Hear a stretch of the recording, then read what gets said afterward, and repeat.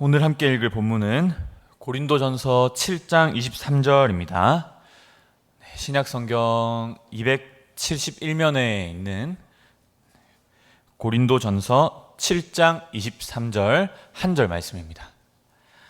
네, 우리 말씀을 모두 찾으셨으면 한 절 말씀이기 때문에 우리 한 목소리로 다 함께 읽겠습니다. 시작. 너희는 값으로 사신 것이니 사람들의 종이 되지 말라. 아멘.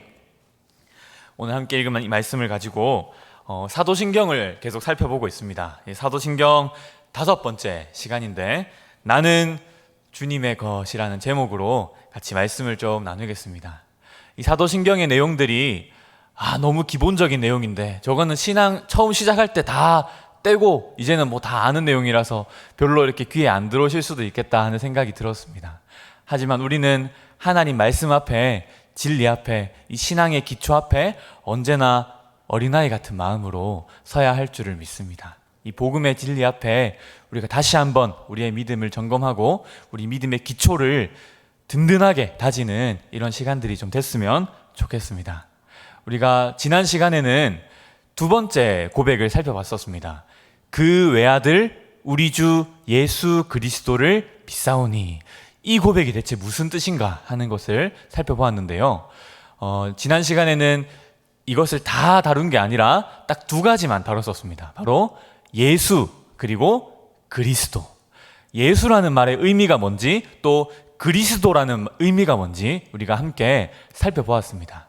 간단하게 다시 한번 되새겨 보면, 예수는 하나님께서 예수님께 지어주신 이름이죠. 이 땅에 태어나실 때 천사를 보내어서 이렇게 말씀하셨습니다. 예수라고 이름을 지어라. 그리고 그 이름의 뜻은 그가 자기 백성을 죄에서 구원할 자다 하는 그런 의미로 지어주신 것이죠. 그래서 예수라는 이름의 의미는 구주라는 의미입니다. 구원자, 죄에서 구원할 자라는 이름이 예수라는 의미입니다. 더 나아가서 이 예수라는 이름에는 우리가 이 이름을 고백할 때는 반드시 기억해야 될 것이 있는데, 그냥 예수님이 수많은 구원자 중에 하나가 아니라 유일한 구원자라는 겁니다. 그래서 우리가 이 예수 그리스도 말고 다른 데서는 구원을 찾을 수도 없고 찾아서도 안 된다고, 그렇게 우리가 하이델베르크 요리문답을 통해서 보았었습니다. 예수라는 이름을 고백할 때 그분이 나의 유일하고도 충분한 구원자라는 사실을, 완전한 구원자라는 사실을 우리가 믿는 것입니다. 그것을 고백하는 것입니다. 그래서 거기에 아무것도 더하면 안 된다라고 했습니다. 구원과 복을 오직 예수님께만 찾아야 한다고 저희가 말씀드렸습니다. 그리고 그리스도라는 이름의 의미는 무엇이었습니까? 그리스도는 구약에서 메시아랑 같은 말입니다.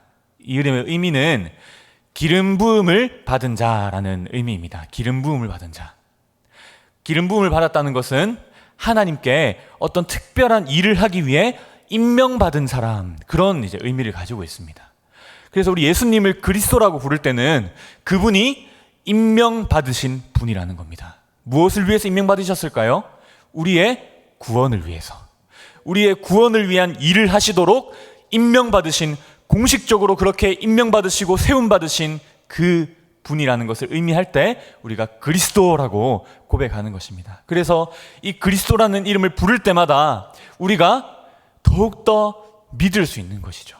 의심 없이 더 확신 있게 붙들 수가 있는 것이죠. 왜냐하면 그분은 그리스도시니까요.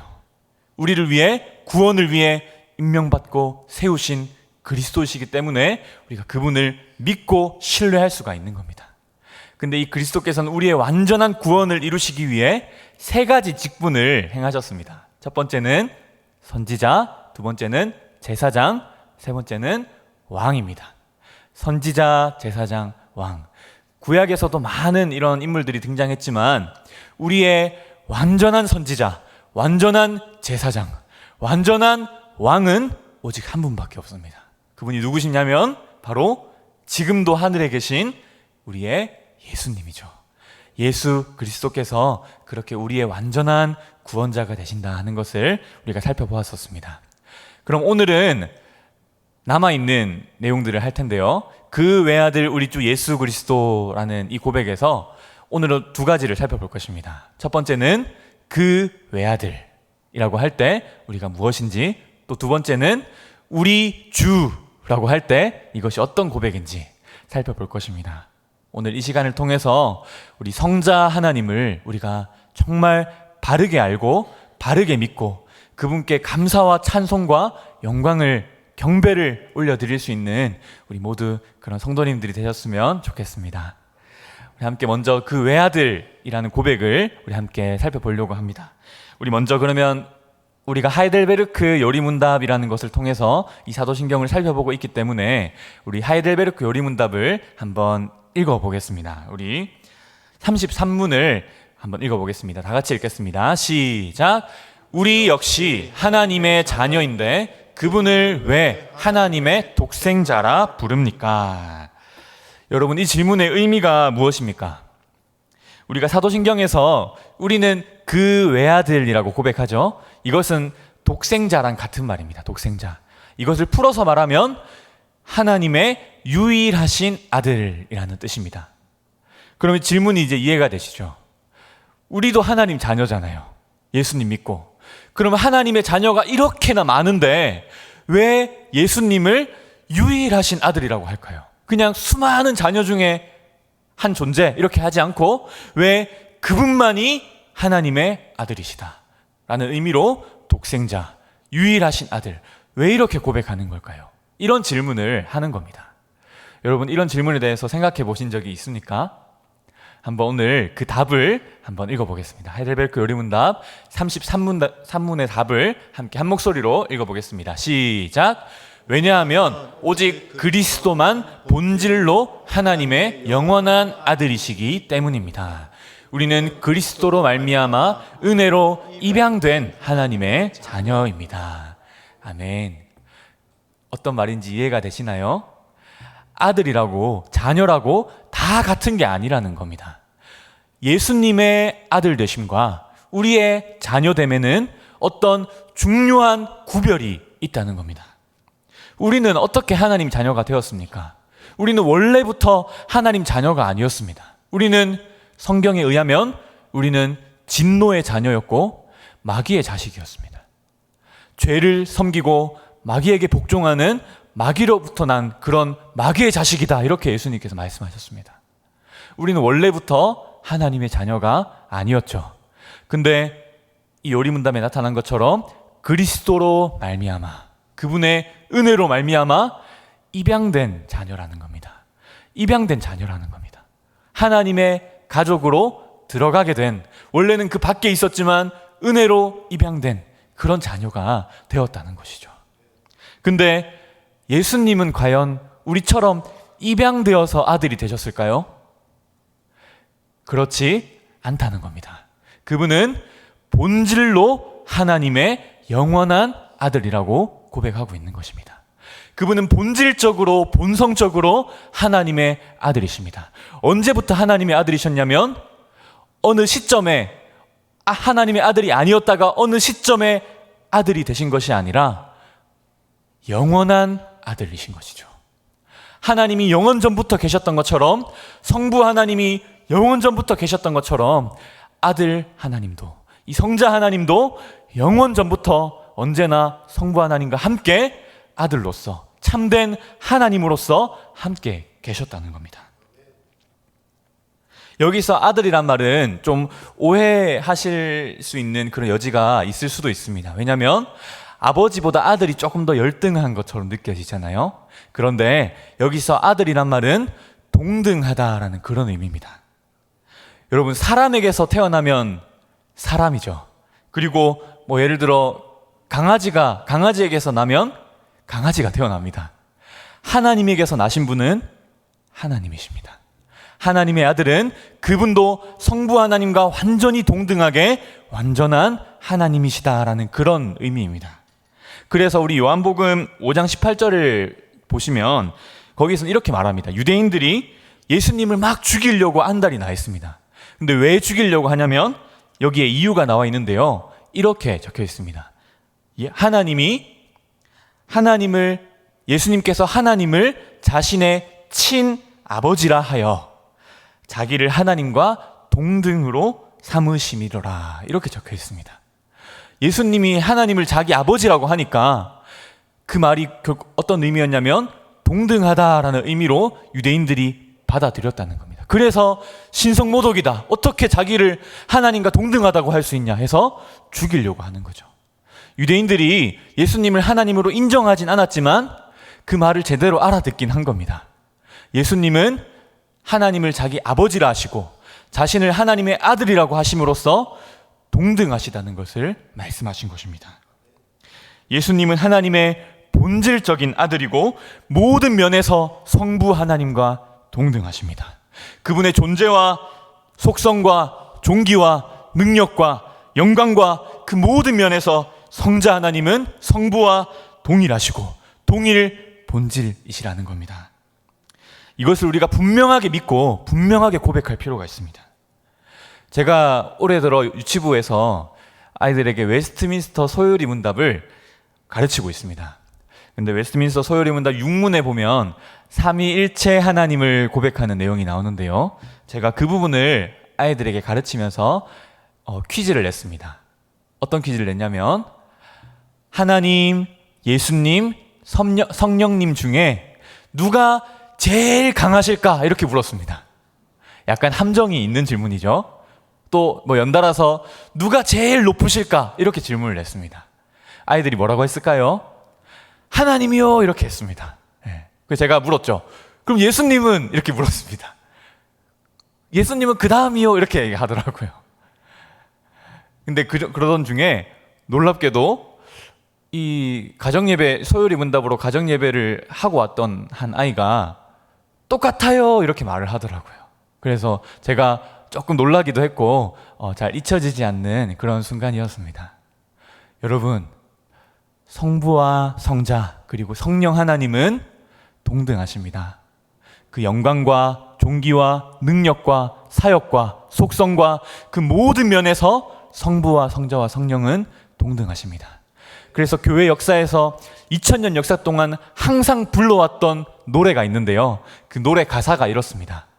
영광이 성부와 성자와 성령께 전과 같이 이제와 항상 영원히 있나이다. 이 노래를 2000년 역사 동안 교회가 항상 불러왔던 겁니다. 우리도 이 노래를 불러야 합니다. 영광이 성부와 성자와 성령께 전과 같이 이제와 항상 영원히 있나이다. 이 고백을 우리도 마음을 다하여 우리 주님께 찬양하고 경배할 수 있으면 좋겠습니다. 오늘날 이 시대는 예수님을 하나님으로 믿지 않으려는 그런 풍조와 흐름이 있습니다. 예수님이 역사적으로 실존했던 인물이었다는 것에 대해서는 이견이 없습니다.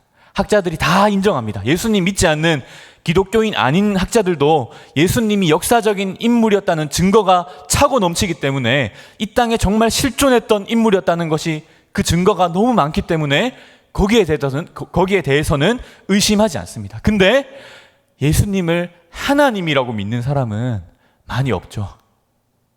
그냥 역사 속에서 대단했던 위인들이 있지 않습니까? 나폴레옹, 공자, 맹자, 인도의 간디 이런 사람들하고 예수님을 동일 선상에 놓고 그냥 대단한 위인, 그냥 비범했던 사람, 의로운 삶을 살다가 비참하게 죽었던 그냥 한 사람, 이렇게 그냥 설명을 하는 겁니다.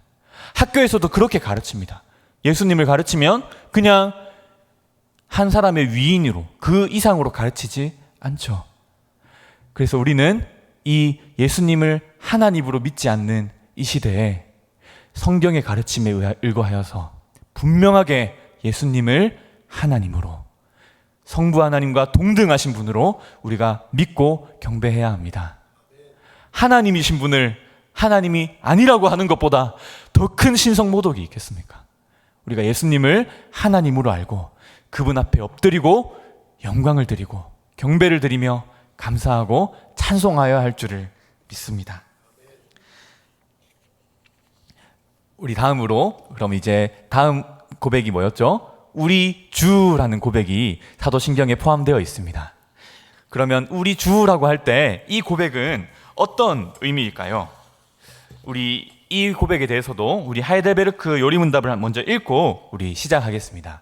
우리 하이델베르크 요리문답 34문답을 한번 한 목소리로 읽어보겠습니다. 시작. 당신은 왜 그분을 우리 주라 부릅니까? 네, 그 대답도 함께 바로 이어서 읽어보겠습니다. 시작.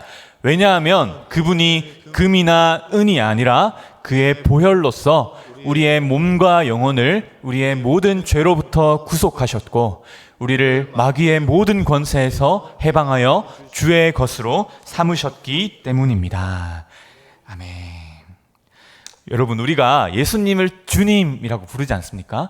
정말 주님, 주님 기도할 때도 그렇고 찬양할 때도 그렇고 정말 우리 많이 쓰는 표현입니다. 이 주님이라고 부를 때 이 의미가 무엇일까요? 의미는 주인입니다. 주인. 그래서 우리가 주님 이렇게 부르는 것은 주인님, 주인님 이렇게 부르는 겁니다. 주여 이렇게 부르는 것이고 주인이시여, 나의 주인이시여, 주님이시여 이렇게 부르는 것입니다. 주인님 이렇게 부르는 겁니다.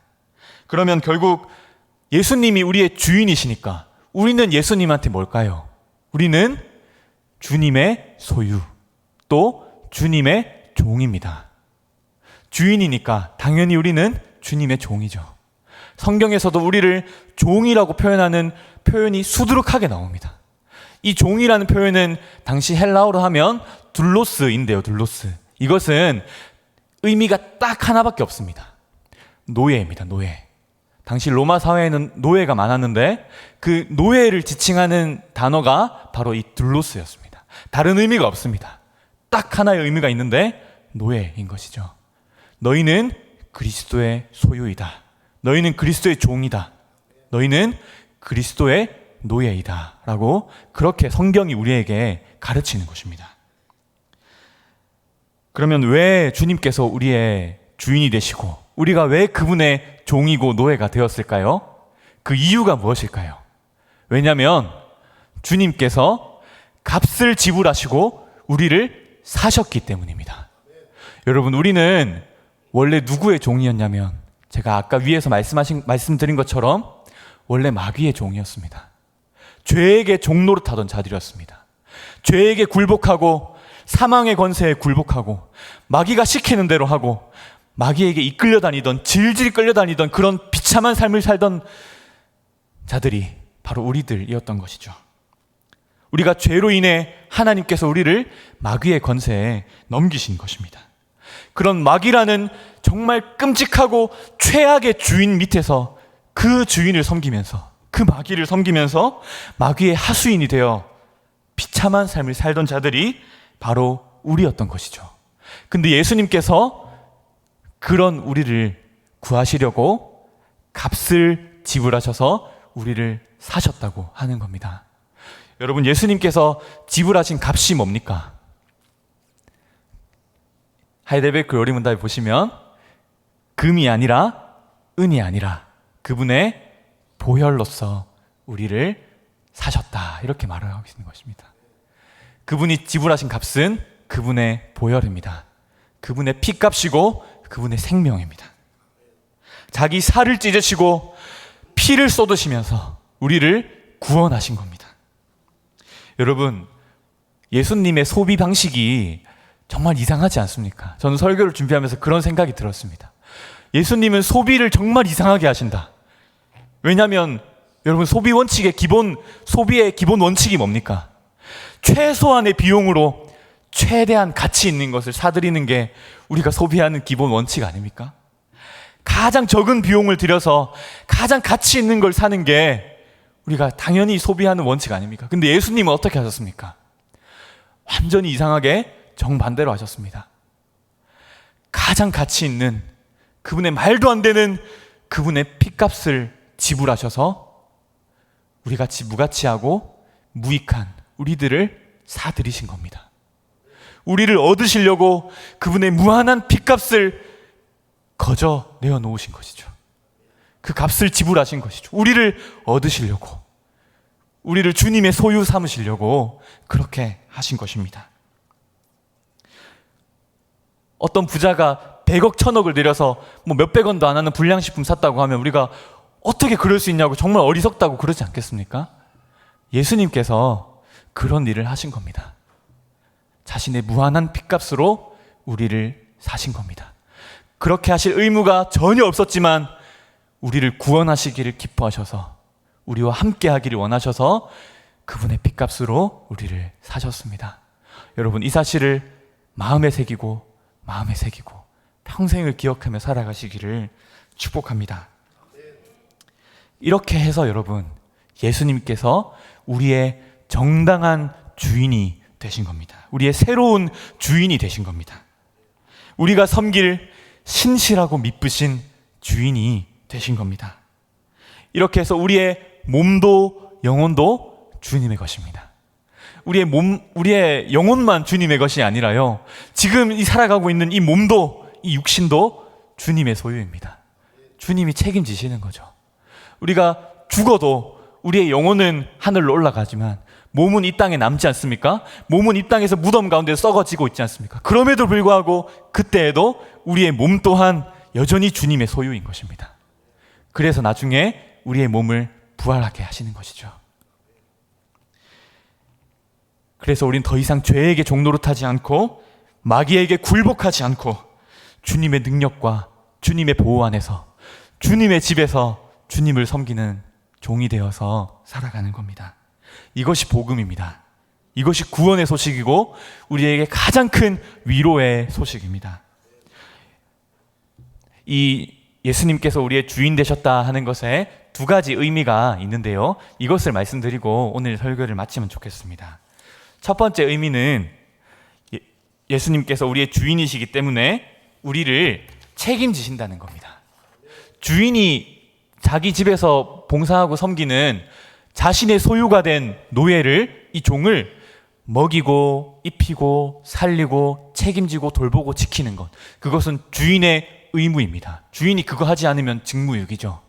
근데 예수님께서는 우리의 주인이시기 때문에, 우리를 주님의 소유 삼으셨기 때문에 우리를 지키십니다. 우리를 책임지십니다. 우리의 영혼도 책임지시고 우리의 몸도 책임지십니다. 그분이 자신의 보혈로 우리를 사셨기 때문에, 우리는 전적으로 주님께 속했기 때문에 그분께서는 우리를 지키시고 보호하시고 끝날까지 우리를 돌보시는 겁니다. 그 예수님께서는 이렇게 말씀하셨죠. 아무도 내 손에서 그들을 빼앗을 자가 없다, 이렇게 말씀하셨습니다. 아무도 그들을 내 손에서 빼앗을 자가 없다. 이 말씀을 기억하십시오. 주님은 우리의 영원한 주인이 되십니다. 그리고 두 번째 의미는 바로 이것입니다. 우리가 주님의 종이 되었기 때문에 이제는 우리가 주님을 섬겨야 한다는 겁니다. 오직 주님만을 섬겨야 한다는 겁니다. 여러분, 우리는 이전에 마귀의 종일 때 열심히 마귀를 섬기던 자들이었습니다. 내 생각을 통해서, 내 입술을 통해서, 내 말을 통해서, 내 몸과 내 행동과 내 삶과 내 모든 인생을 다해서 마귀와 죄를 열심을 다해서 섬기던 자들이 바로 우리들입니다. 죄인들은 이렇게 말하겠죠. 아닌데요, 나는 마귀 누구의 종돼서 살아간 적 없는데요, 나는 내 맘대로 살아갔는데요, 나는 자유롭게 내가 하고 싶은 대로 살아갔는데요, 나 누구를 섬긴 적도 없고 누구에게 종된 적도 없고 난 자유롭게 내가 하고 싶은 대로 살았어요, 이렇게 말하겠죠. 이게 바로 죄인의 특징입니다. 자기가 똥물에서 뒹굴고 있는 것도 모르는 겁니다. 이것이 죄인의 특징입니다. 자기 마음대로 살아가는 그것이 죄에게 종노릇하는 사람의 특징입니다. 자기 마음대로 살아가고 자기의 욕심대로 정욕대로 행하는 그 사람이 바로 죄에게 종노릇하고 있다는 가장 강력하고 명백한 증거인 것이죠. 우리 모두가 그런 삶을 살아왔던 겁니다. 하지만 이젠 우리가 주님을 섬기는 주님의 종이 되었습니다. 죄의 종이 아니라 의의 종이 되었고 마귀의 종이 아니라 예수 그리스도의 종이 되었습니다. 그래서 우리는 주님을 섬겨야 합니다. 예전처럼 내 뜻대로, 내 정욕대로, 내 고집대로 사는 게 아니라 어떻게 하면 우리의 주인을 기쁘게 할 것인지, 어떻게 하면 주님의 뜻에 합당하게 살아갈 수 있는지, 그것에 몰두하고 그것에 열중하면서 살아가는 자들이 우리 그리스도인들인 것이죠. 그저 막 강제적으로, 억압적으로 막 괴로워하면서 그렇게 주님을 섬기는 게 아닙니다. 주님을 안 섬기면 벌 받을 것 같아서 막 벌벌 떨면서 두려워하면서 그렇게 섬기는 게 아닙니다.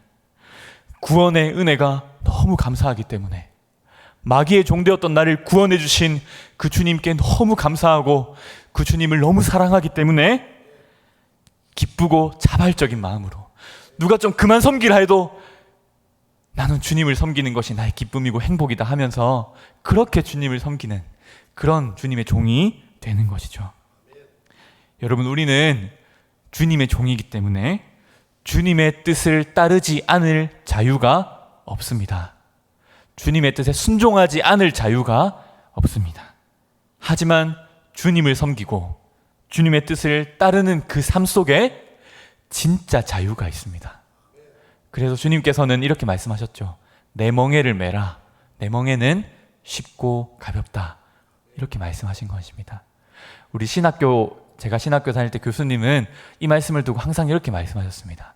주님의 멍에는 짐이 아니라 날개입니다. 이렇게 말씀하셨습니다. 너무나도 마음에 인상 깊은, 오래도록 기억하고 싶은 말입니다. 주님의 멍에는 우리에게 짐이 아닙니다. 날개입니다.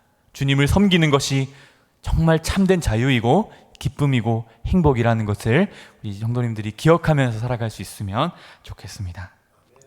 성도 여러분, 여러분은 어떤 마음으로 예수님을 주님이라고 부르고 계십니까? 정말 예수님께서 자기 핏값으로 우리를 사셔서 우리가 온전히 주께 속했음을 정말 알고 계십니까? 나는 주님의 것이고 주님의 종이고 그리스도의 노예라는 사실을 정말 인지하고 계십니까? 정말 이 사실을 인식하는 가운데 이 삶을 살고 계십니까? 여러분 마음속에 정말 내 삶의 한 절이라도 더 주님의 뜻에 순종하고 주님을 좀 기쁘시게 하면서 살고 싶은 그런 열망이 있습니까? 예수님께서 말씀하셨습니다.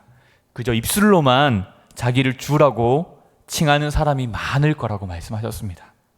입술로는 주여 주여 하지만 주님의 뜻대로 전혀 행하지 않는 그런 사람이 많을 거라고 하셨습니다. 저와 여러분이 그들 중 한 사람이 되지 않기를 간절히 바랍니다.